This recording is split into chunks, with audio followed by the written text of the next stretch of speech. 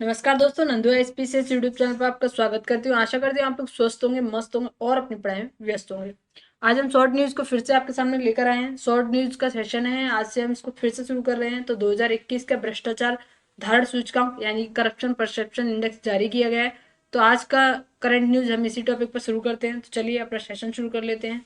इसके बारे में हम जानेंगे किस देश को कौन सा स्थान प्राप्त हुआ, क्या उनको स्कोर रहा और भारत के पड़ोसी देशों की स्थिति क्या है, साथ ही इसको जारी करने वाली संस्था कौन सी है, उस संस्था के बारे में जानेंगे। तो चलिए सेशन शुरू करते हैं।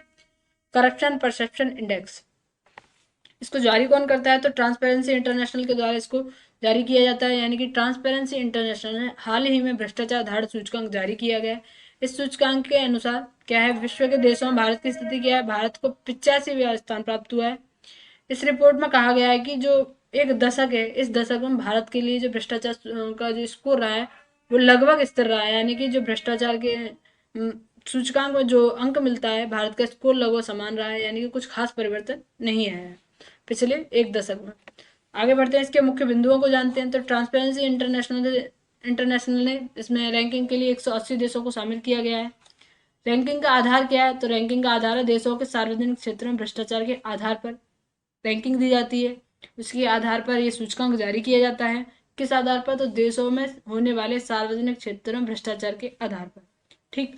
अगला बिंदु है कि इसके अंतर्गत क्या है, स्कोर दिया जाता है यानी अंक दिए जाते हैं 0 से लेके 0 से लेके 100 तक। यानी कि जिस देश का स्कोर 0 है वहां क्या है, भ्रष्टाचार की स्थिति बेहद गंभीर है, मतलब भ्रष्टाचार गंभीर रूप से शामिल है। वहीं अगर जिस देश को 100 यानी 100 स्कोर मिलता है, 100 अंक मिलता है, उसका क्या है, उस देश में भ्रष्टाचार के मामले में एकदम स्वच्छ है, वहां भ्रष्टाचार का मतलब भ्रष्टाचार नहीं है। तो यही आपको याद रखना है, 0 से 100 के बीच में क्या स्थिति होती है। अब हम जानेंगे कि भारत का स्कोर कितना रहा है। तो भारत का स्कोर रहा है आपका 40 अंक, यानी कि भारत को 40 अंक प्राप्त हुए हैं। अब हम कह सकते हैं कि जो भ्रष्टाचार की स्थिति है भारत में है, कम मतलब खत्म नहीं है लेकिन है।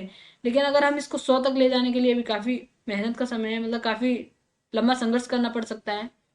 लेकिन अभी जो 40 स्थिति है वो लगभग ठीक है। आगे बढ़ते हैं, आगे भारत की रैंकिंग के बारे में जान लेते हैं।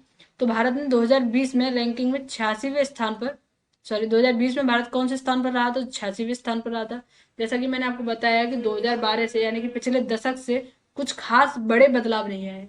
यानी कि 2020 में 86वें स्थान पर था, अभी कितने 85वें स्थान पर है। 2019 में रैंकिंग क्या थी? तो 2019 में वो भारत 80वें स्थान पर रहा था। अब आगे जान लेते अपने पड़ोसी देश के बारे में भी हमारा जानना दायित्व बनता है कि जो हमारा पड़ोसी देश है पाकिस्तान, इसके बारे में भी हम जान लें। तो इसका स्कोर कितना रहा है? 28। इसका स्कोर रहा है 28। इसका स्थान कौन सा रहा है? तो 140वां, यानी 180 देशों में 140 स्थान पर रहा है। तो यानी कि पाकिस्तान की स्थिति ठीक नहीं है, थोड़ी गंभीर स्थितियां हैं।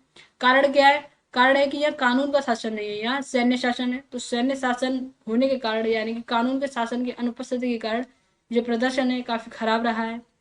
ठीक। 2020 में पाकिस्तान की स्थिति क्या थी? 2020 में पाकिस्तान 124वें स्थान पर था, जो कि अब कहाँ पहुंच गया? 140वें स्थान पर पहुंच गया है। 2020 में पाकिस्तान का स्कोर कितना था? तो 2020 में स्कोर था उसका 31। आगे बढ़ते हैं, बांग्लादेश। बांग्लादेश के बारे में जान लेते। तो बांग्लादेश की स्थिति पाकिस्तान से भी थोड़ी खराब है।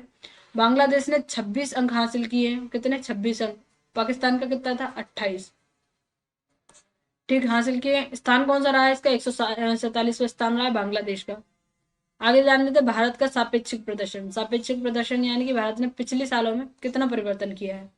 तो 2012 के बाद लगभग 86% देश, जो कि मतलब इस रैंकिंग में 180 देश शामिल है, 180 के 86% देश ऐसे हैं जिन्होंने बहुत कम या कोई सुधार नहीं किया, और भारत भी उन्हीं में से एक है।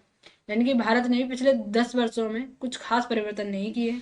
2012 में भारत का 94वां स्थान था और 2022 में कहें तो 85वां स्थान है। 2021-22 के लिए क्या है? 85वां स्थान है। तो परिवर्तन कुछ खास नहीं हुआ है। आगे बढ़ते हैं, इस सूचकांक में डेनमार्क सबसे ऊपर है। आपको पता है डेनमार्क एक खुशहाल देश है, हैप्पीनेस इंडेक्स में भी डेनमार्क ऊपर रहता है। तो इस सूचकांक में पहला स्थान किसको मिला है? तो डेनमार्क को मिला है। उसके बाद सेकंड स्थान यानी दूसरा नंबर कौन है? तो न्यूजीलैंड को मिला है। उनका स्कोर लगभग कितना रहा है? तो 88 रहा है। दोनों ही देशों का स्कोर लगभग 88 के आसपास रहा है। तो ये आपको जानना पड़ेगा, क्योंकि 88 क्या है, 100 के काफी नजदीक है। तो जब 100 के नजदीक है तो यानी कि यहाँ भ्रष्टाचार की स्थितियां ना के बराबर है। ठीक। अब जान लेते हैं एशिया प्रशांत क्षेत्र के बारे में। एशिया प्रशांत क्षेत्र की स्थितियां क्या रही हैं। तो इस क्षेत्र का लगभग 70% देशों का 50 से नीचे स्थान रहा है। यानी कि जो भी अंकों के मामले में बात की जा रही है कि जो इस एशिया प्रशांत के जो देश हैं इनका स्थान क्या रहा है, लगभग 50 से नीचे रहा है, 50 से नीचे रहा है। हालांकि इस क्षेत्र के प्रमुख देशों में चीन, भारत ने खराब स्कोर किया है। मतलब कि जो एशिया प्रशांत क्षेत्र है इसमें सबसे खराब प्रदर्शन करने वाले देश कौन कौन से रहे हैं, तो वो है आपके चीन, भारत।